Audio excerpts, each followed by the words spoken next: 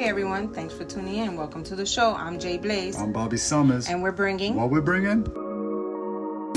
Opinionated conversations on a variety of topics from perspectives that really don't matter on the Everything Obsolete podcast.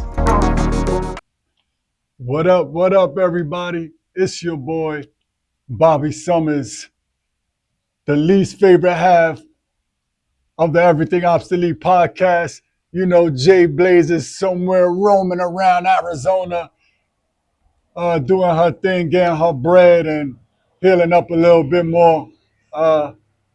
Nothing but love out to Jay Blaze for sure.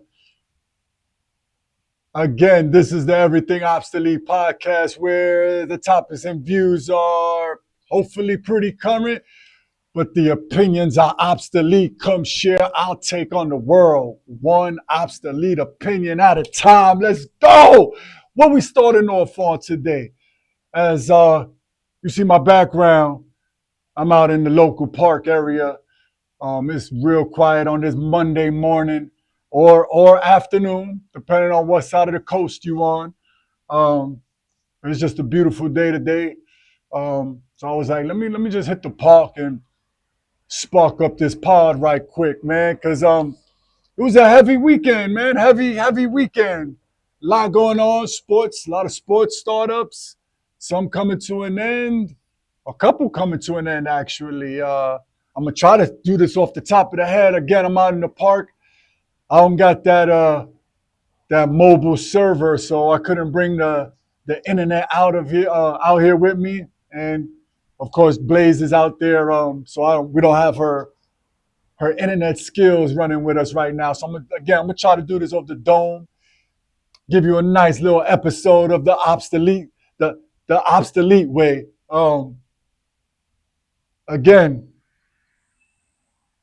volleyball court, basketball court, soccer field right over there to my left, your right. Um, yeah, but we're gonna get into it, man. A couple of entertainment news stories I want to get into for sure. Not many.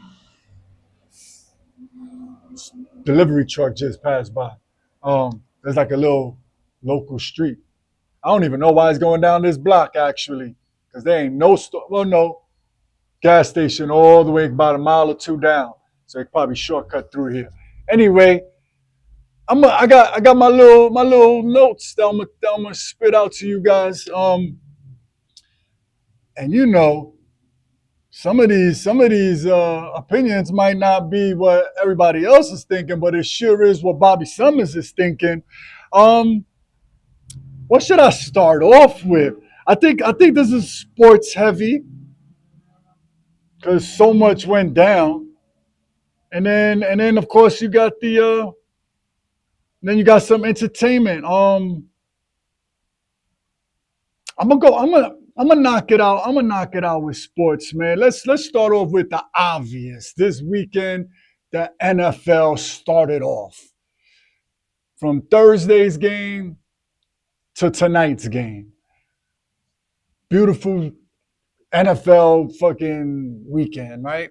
Um, and I guess that's a big deal for a lot of people. I know everybody's getting into their fantasy worlds. You know what I mean? And I'm not truly into that. But I am privy to it. So yeah, like everybody's ecstatic. Everybody got ambitions, right, for this year. Um, I kind of follow more to. I'm gonna put it out there, world. I like the Cowboys, but I also like talent. So, and that goes for all sports. You know what I mean? I just like talent. Especially now. When I was younger, I probably would have been like, "Hey, I'm a Cowboy fan," and I still am. I still am. Don't get it twisted. Played a good game. Not good enough, obviously. No moral victories here, man. And that goes for a lot of other teams that played. I know last night, I think Pittsburgh and the Jets, they played a close one. No more victories though, right? For the Jets. They gonna hold that L. Like all the other Kansas City lost. Was there a Thursday night game as well? That was the other. That was the other Thursday, right? Because it was Dallas, Philly, and then it was Kansas City Chargers. So yeah, no, that was a close game. No moral victories, right? Just try to get better for the next game. But it was exciting. Um, I'm running through some of these games just to. I don't know if there was any. Were there many blowouts? I mean, when you lose by a touchdown or two, I don't really call that a blowout. I mean, 44-6, yeah, that's a blowout. 44-30, I don't really call that a blowout, man. That's just motherfuckers made mistakes or they were playing catch up the whole game. Um, I think the Giants got blown out. Um, I'm not sure if the Jaguars won, but I did witness Travis Hunter's first NFL catch on the offensive side. I didn't see much of him play on defense. I was running around myself this weekend, but yeah, excited that there's football, bro. Um, a lot of the quarterbacks kind of showed like Aaron Rodgers played phenomenal. Dak Prescott played phenomenal. Jalen Hurts had a great game. Um, uh, tonight's game is Monday, right? It's the Bears versus the Vikings. So there's some. I'm gonna jump. It made me think of the Giants. Giants quarterback. They're already screaming for their backup, right? Which is I think the rookie who they picked up. So I guess that's a big deal. And then they also got Russell waiting there. But I think they're gonna play the rookie first and have Russell just in case the rookie gets hurt. Have Russell back up the rookie. I don't know why didn't they just come out like why didn't they just play rookie first game? That's what you draft high for. You draft high to play these motherfuckers.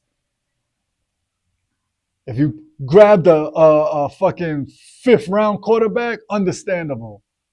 Otherwise, play your fucking quarterback, man. If you grab the top first, second round quarterback, play that motherfucker, man. Why? I understand about throwing motherfuckers under the bus or throwing them into the fire, but when you draft high for what you want, you gotta play these dudes, man. Like, I'm sorry.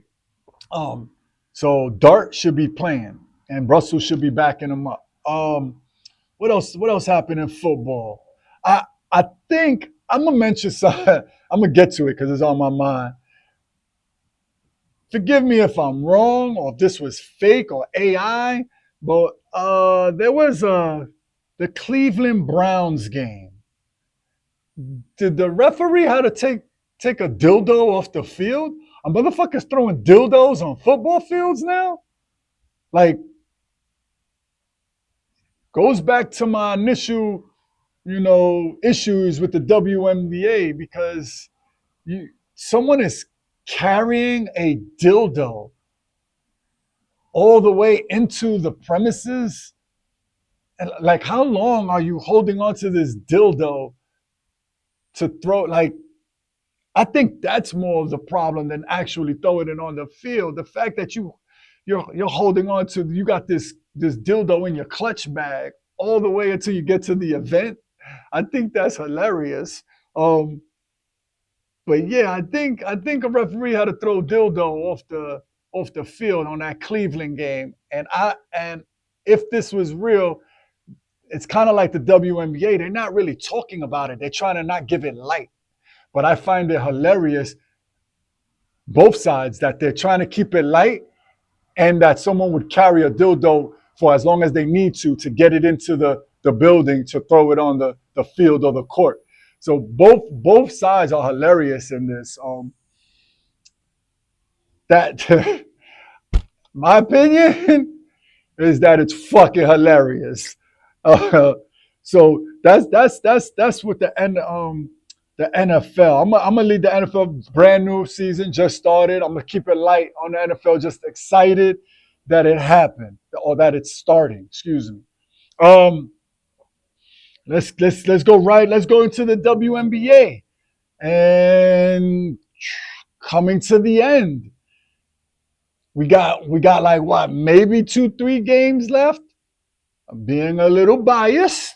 Let's talk about them Las Vegas Aces. Last night they won yet again, and to my knowledge, that's like 14, 15 wins in a row. Jay Blaze was here, she'd be like, yeah, that's what it is, right? Uh, Domination on a whole other level. And maybe they're talking about it, but I'm not like laser focused. But if Aja Wilson is not the league's MVP yet again, I don't know what the fuck's going on. Um, Probably has a lot to do with Nafisa getting hurt and not playing like the latter part of this. Not that she has to, because the Lynx are still holding on to the #1 spot. That's how big of a gap they had. With the Vegas Aces going on a 14-game win streak, they still are not in first place. That just tells you what the Lynx were doing like the first half, 3 quarters of the season. Um, but to back up my point on Aja being MVP yet again, another 31-point game.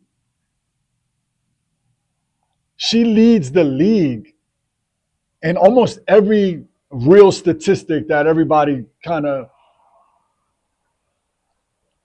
puts their eye to: points, rebounds, especially at her position, for sure. I think rebounding, she's second to Angel Reese, which I like this transition a little bit because Angel Reese has some things going on, as far as saying things detrimental to her team, um, which I don't agree with. In my opinion, you got to put a fucking fire under your organization's ass, especially when you play like her. Everybody is not a fan of Angel Reese's game. Angel Reese's game. But it don't matter if you're a fan or not. The numbers are numbers. Whether you think she stat pads or not, or she's doing unprecedented things, man. It don't matter. Like when are you having like I don't see them talking about Caitlin Clark's 3 point percentage being at like 20%.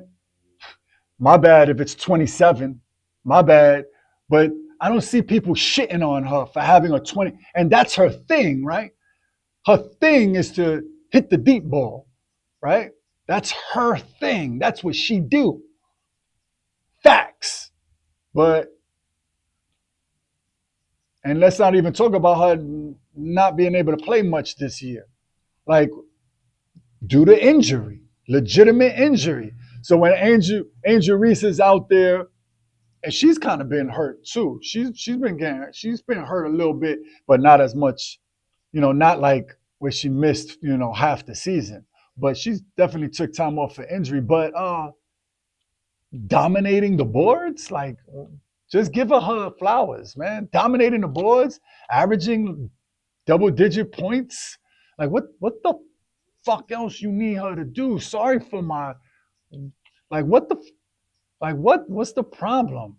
Just give her flowers. She good at that forward position.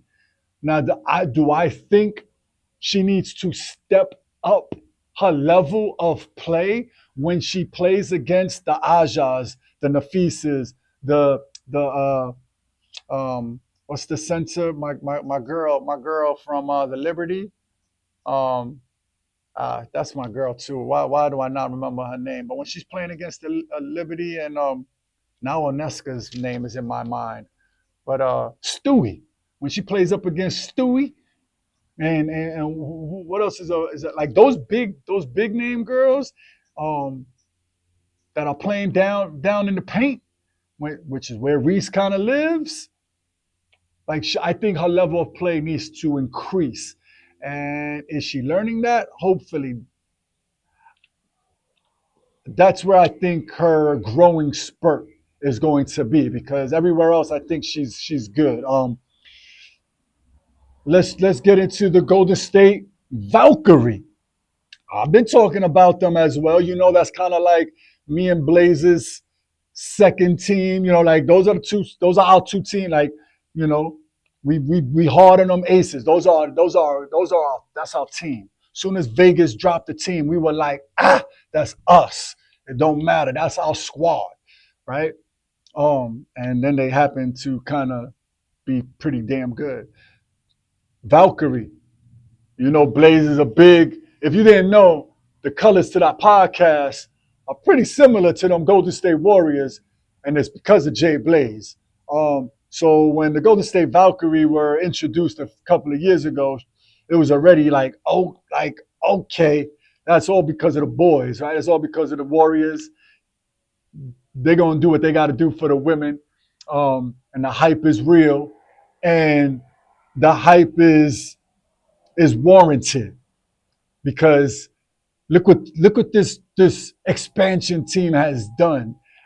I mean, I don't know if it's ever going to be duplicated like this. They're holding down the sixth spot in the playoffs in the playoff run with like a couple of games left, if that, right? I think the first game that the Valkyrie will play at home is around September 18ish. And I know I've spoken. I think last episode I spoke about how what they're doing is unprecedented and they're just breaking records and from everything from every standpoint of an expansion team, they're changing the game from the creation all the way to their actual play on the court. But here's a little sad point to that. I don't know if it's sad. It's just life of an expansion team. I would say because their first home game, they won't be able to play at home. And me and Blaze talked about this because when I mentioned it to her, she didn't know, and she was like, "Hold on, what?"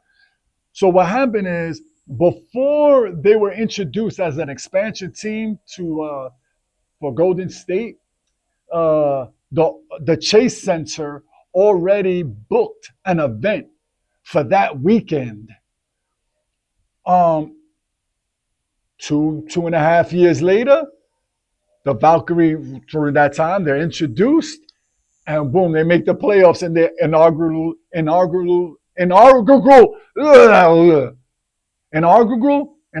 season.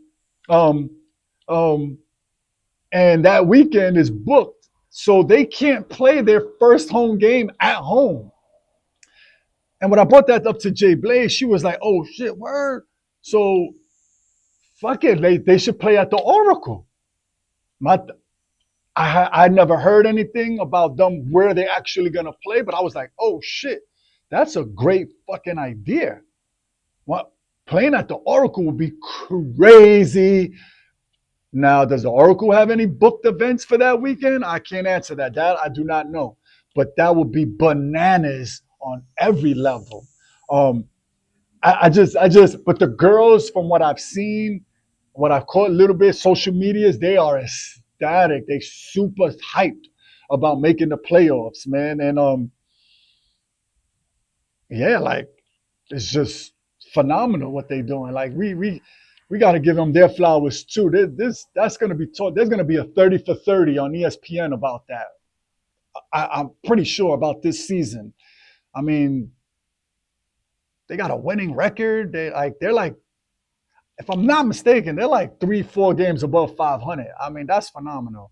Um, let's switch the whole basketball world thing and go into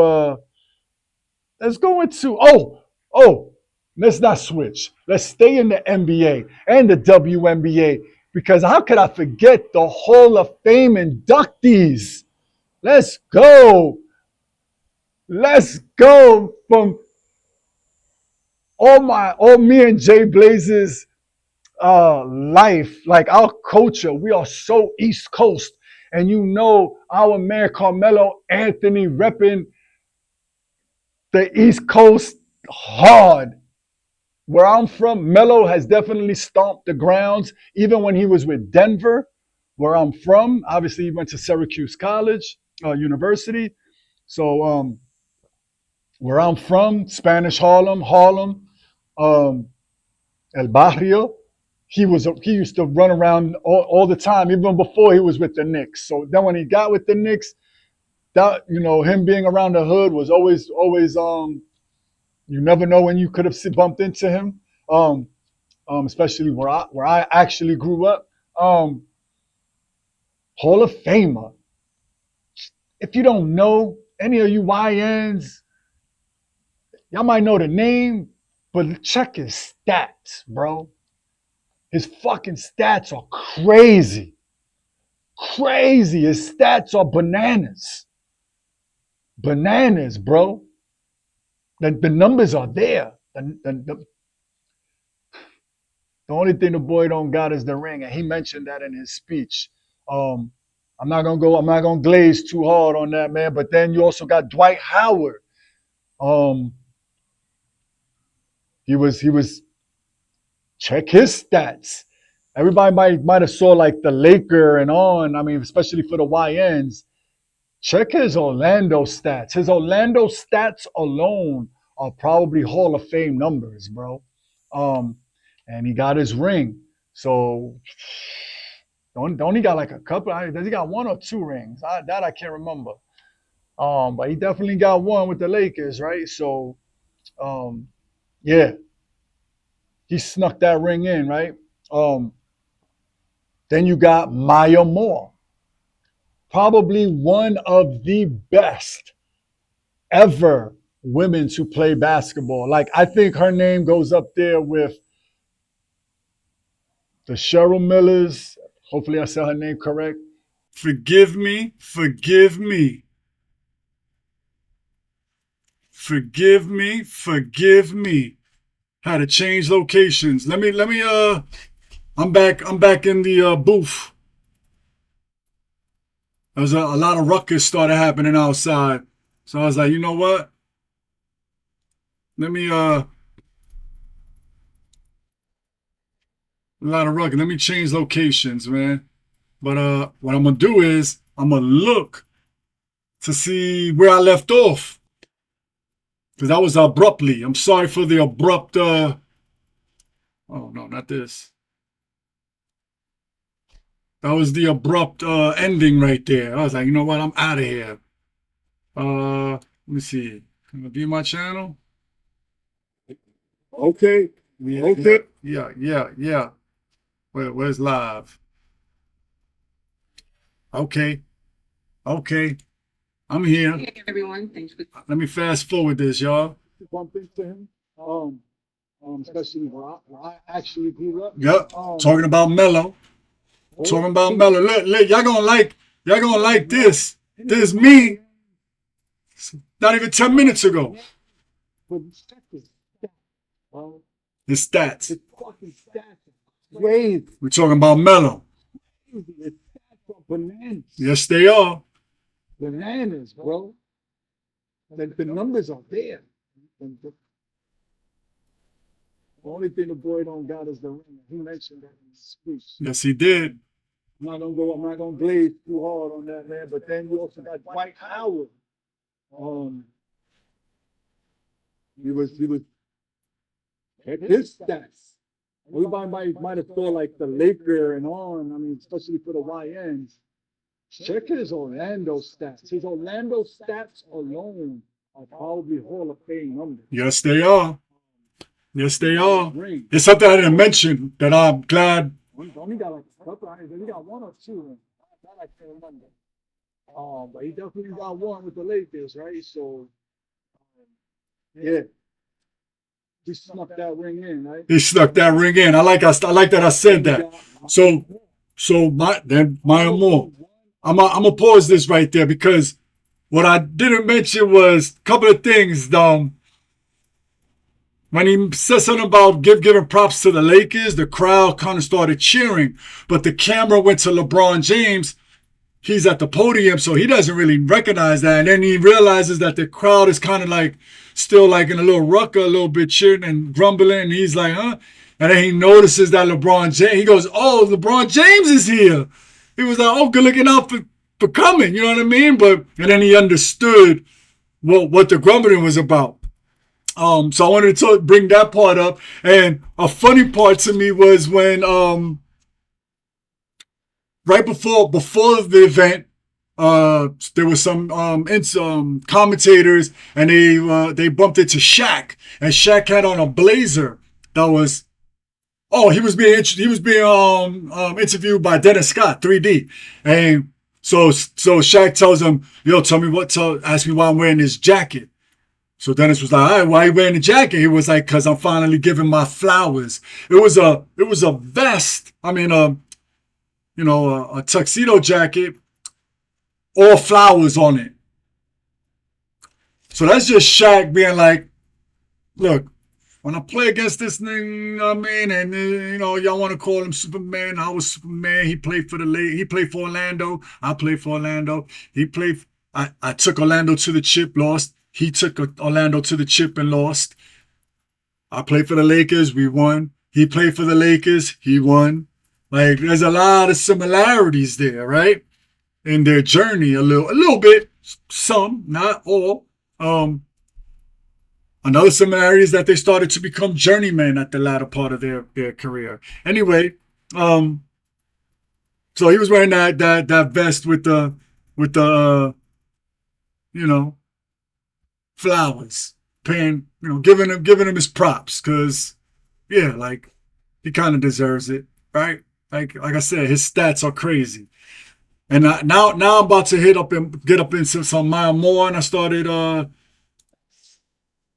ever women who play basketball. Like, I think her name goes up there with the Cheryl Millers. Hopefully I said her name correct. Okay. So now I know where I left off at now, right? Because now I changed locations. Right when I said, right after I said the show, to change locations. Let me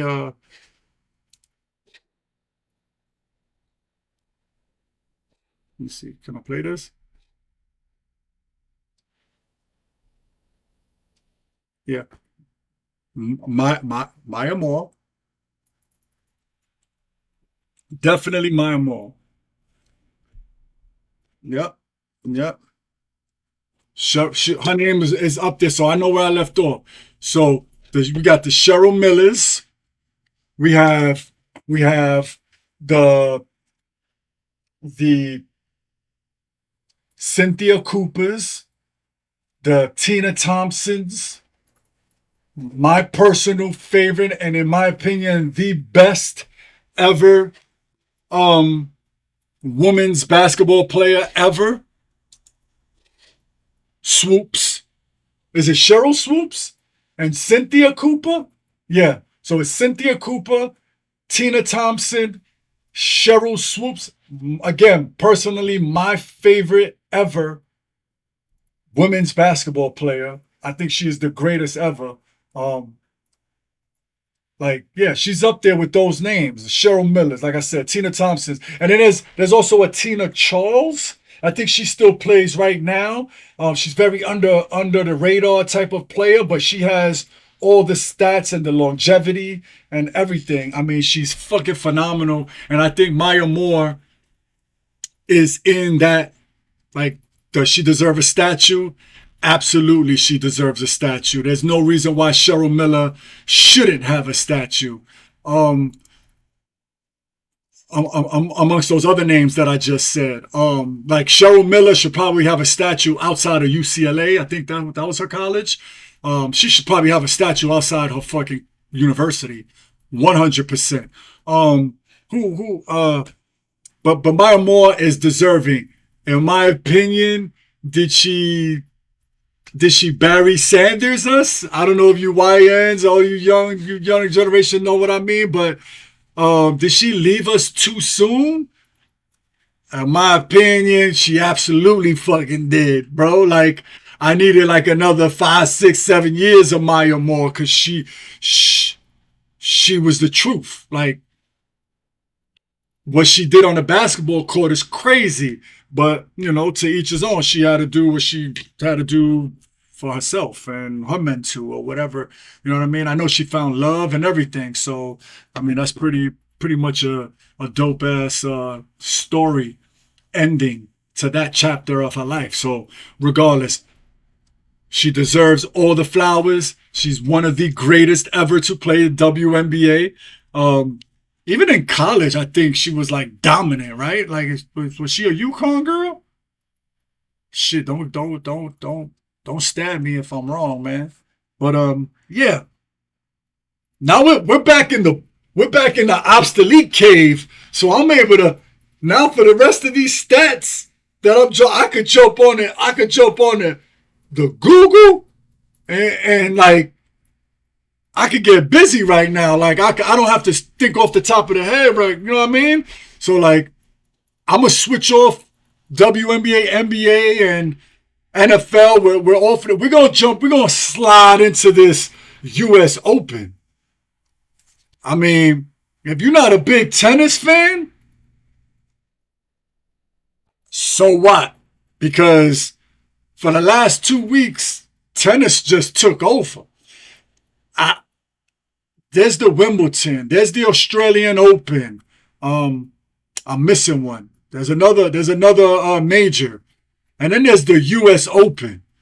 The U.S. Open. I feel like they ain't nothing better than that shit in tennis. I said Wimbledon, Australian. Then there's one other one. There's 4 majors, right? I can't remember. Anyway, like the U.S. Open is a big fucking deal, and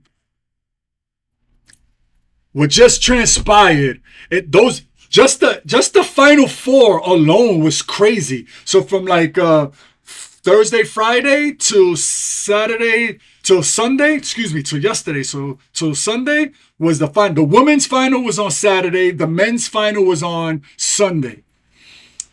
There was also a big uproar about why the men's championship was on at the same time that there was 3 NFL football games on. So there was I think Jay Blaze was told me about that one because I didn't hear that about that. But she mentioned that they were talking about like what's going on with all of this. Like why they got 3 football games on at the same time that the U.S. Open. Like why would they run all of this at the same time? I mean, it is what it is, man. I think it's great for sports in general. But on Saturday, Sabalenka beat Ananova, I think her name was. Beat her.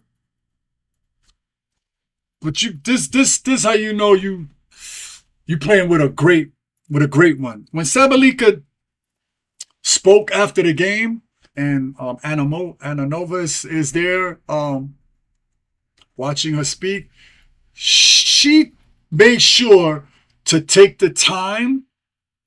I didn't watch the men's like this, but she took the time to speak directly to Ananova and tell her, yo, you've been to the finals twice in a row, and I know you're not feeling this L, but when you win, and you will, it's going to feel that much better, bro. Believe me, because I've been there. I said, oh, Sabalenka is the one. She the one, fam. I thought that was like some higher... Her character. It showed a lot about who Sabalenka's character is. You had to catch it. You gotta know sports. You gotta know what it feels like to win and lose. You gotta know how it feels to do both. And and it was that much more powerful what Sabalenka did. Now to get to the finals, Sabalenka had to beat Swalek. who's the number 2 seed. So see, I think within the women, somehow the number 1 and the number 2 played before the chip. In the men's finals, it was the 1 and 2. So I don't understand how the 1 and 2 met in the women's before the chip, and the 1 and the 2 met in tennis in the finals. I don't understand why there was a difference in that. Someone, if y'all know tennis a little bit more than me, please hit me with that one. Like, tell me why the women's met, the number 1 and number 2 seed met in the semifinals, right? But the 1 and 2 in men's met in the finals. But anyway, Sabalenka had to beat Swiatek. That was a tough one. You know, Sabalenka held it down, but that's still the number 2 girl in the world, woman in the world, and that was a great fucking match. On the other hand, Antonova had to beat Osaka, right? Hopefully I didn't tear her name up. I'm sorry, Naomi. And Antonova, when she beat Naomi, and it was, I think it was great play, both sides.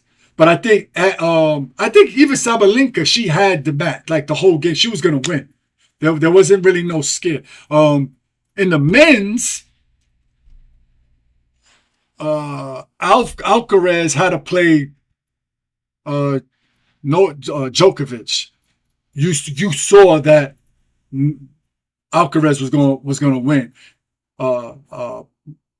Djokovic even said after the match, like, beating them in a 3 out of 5 is gonna be real difficult for me right now.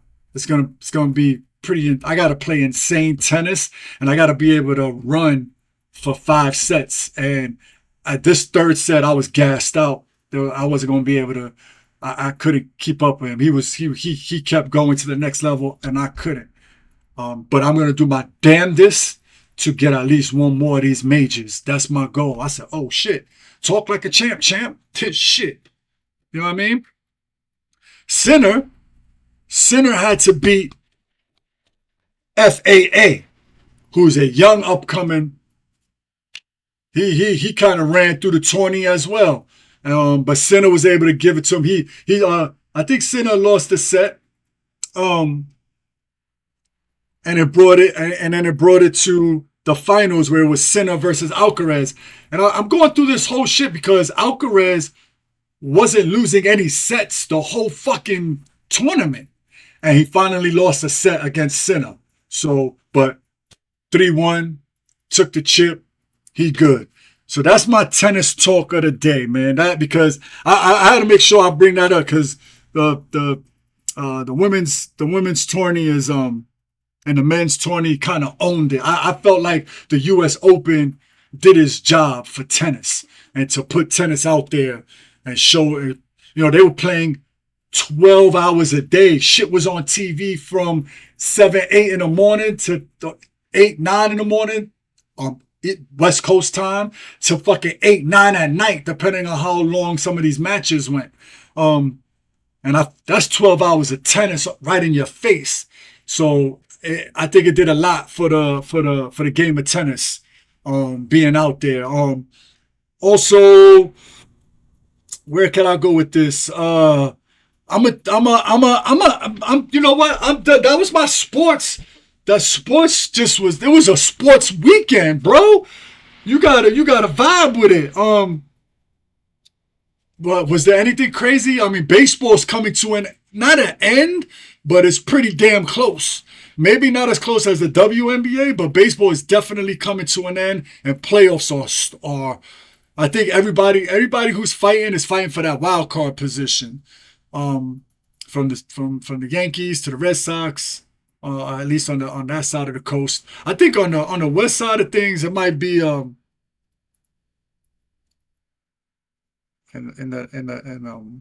is it San Francisco? Shit, I could look that up, right? Why not? Why am I going crazy and not just looking it up? Give me 1 second. MLB, what? Playoff run?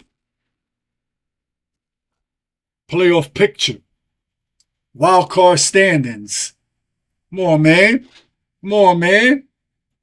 Talk dirty to me, boys. Talk dirty to me, boys. Look, so in the AL, you got and only 2 teams make it, right? So you got the Yankees, Boston, and Seattle fighting for it. Yankees got that 2-game lead over the Red Sox. Maybe is it 1.5 game lead, and then in the NL, it's the Cubs. Wow. It's the Cubs. The Cubs got a 3-game lead. Mets, yeah, they fucked up. But yeah, you got Toronto running. Look, no. How many? What is that? Let's just say there's a 162 game schedule. What this is looking like? 90 and 10. That's probably like a little around the 20-ish games left for baseball. Huh? 82. You take 20, makes it 102. 140. Yeah, there's a 18 games left. So we still got some time in the baseball world. But yeah. That's that. And now I'm gonna dip into some entertainment. And it's going to be pretty obvious because last night was the VMAs, the 2025 VMAs. So, like, there's you get so much going on with the hosted by the legendary LL Cool J, right? I'm gonna jump right to the end. The best award to get in the VMAs is the Video Music Award. So with that being said, your girl Ariana Grande took that one home. I think she won another one as well, and she also presented Mariah Carey with her award. Was it a what kind of award was it? What award did Mary get? Um, Let me see. Can I do? I want to know if did she get like an honorary award because, first of all, it opened up with Doja Cat and Kenny G, which I thought was a dope little opening. The song, I just liked the way it opened. It was real cool. It wasn't explosive, and it wasn't like it was just a cool opening for the VMAs. Very cool. That's my word. That's the word I'm gonna use. So in my opinion, it was cool and everything was all good. You know what I mean? So if you stood up and watched, I do think with commercials and everything, that shit was pretty fucking long. Pause. I think that shit was like 3 hours, 4 hours. The shit was something like that. You had Ricky Martin won the Latin Icon Award. Deserving. Been doing this shit for like fucking 40 years. If you don't know, he was one of the youngest Menudo brothers. And because of him, I'm not cuter than all 5 of them Menudos. That damn Ricky Martin. So you got Lady Gaga won awards, Sabrina Carpenter won an award. I think Sabrina Carpenter won Album of the Year. Her album is #1 in the world right now, so I pretty much summed that up right then and there.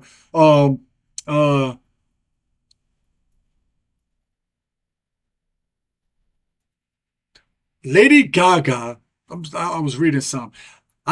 Lady Gaga has something like 22 VMA awards. She won 3 or 4 last night. She also appeared and was able to accept one of her awards while she was ready to or during her performance at Madison Square Garden.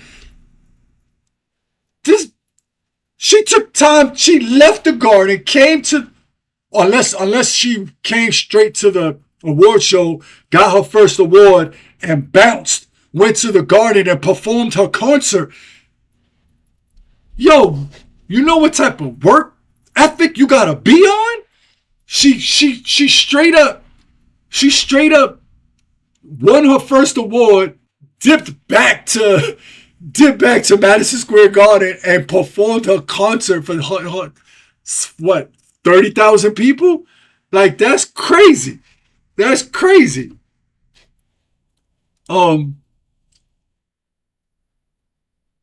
So it was it was in Elmont, New York. So she dipped from the USB Arena in New York all the way to New York City. So that's like in New York State.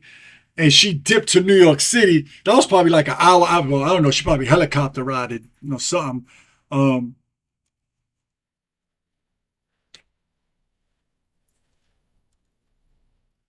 Taylor Swift and the Kendrick Lamar's and the they didn't win. They didn't win anything. But yeah, this shit went on for like 3 hours, bro. But performances were phenomenal. I told you about the Doja Cat with Kenny G.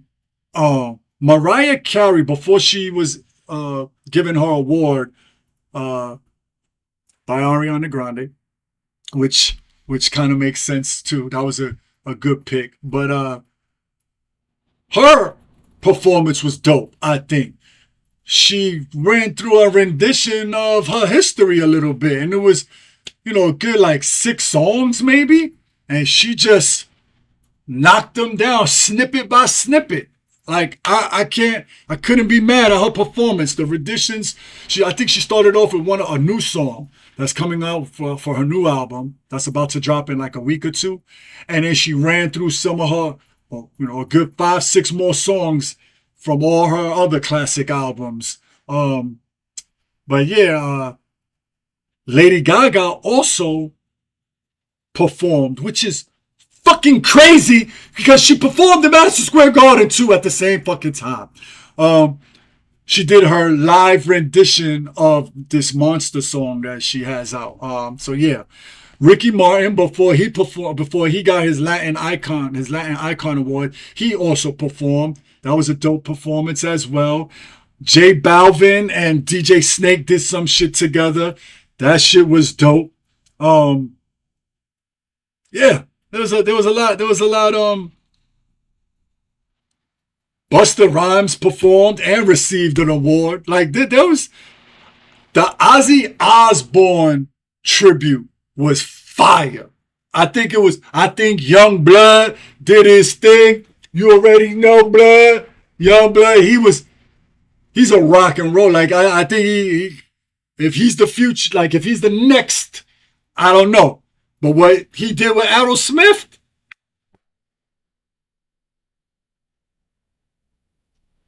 that performance was dope. I think their vibes matched. You know what I mean? Like, young Aerosmith, and he had his guitars. That nigga's been playing guitar for Aerosmith. If I'm not mistaken, that's Aerosmith's guitar man. That man doesn't say a word. He just plays that guitar, and he got to be one of the most renowned guitar players. Like you go, oh shit, that's Aerosmith. Like, that performance was by far the best performance, but right hand, neck and neck, pause with it, in my opinion, because I watched this shit to the end. I watched pretty much the entire shit. This is what I got. If I want a podcast and I want to talk about shit, I got to watch shit, right? The Post Malone and Jelly Roll, those motherfuckers, them niggas was in Germany. What kind of flex was that? Jay Blaze was running around the crib. She was doing shit, so she wasn't focused on it. But if she was, these motherfuckers performed from Germany, bro. And the vibe that these motherfuckers have on their tour is crazy.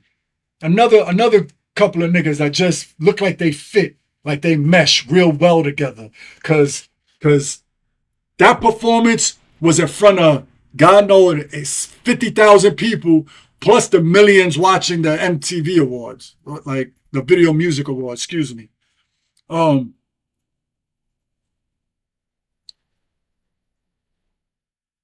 Yeah, like that. I had to mention that because that shit was fire. But like the the performances gotta match the awards, and I think the VMAs did that.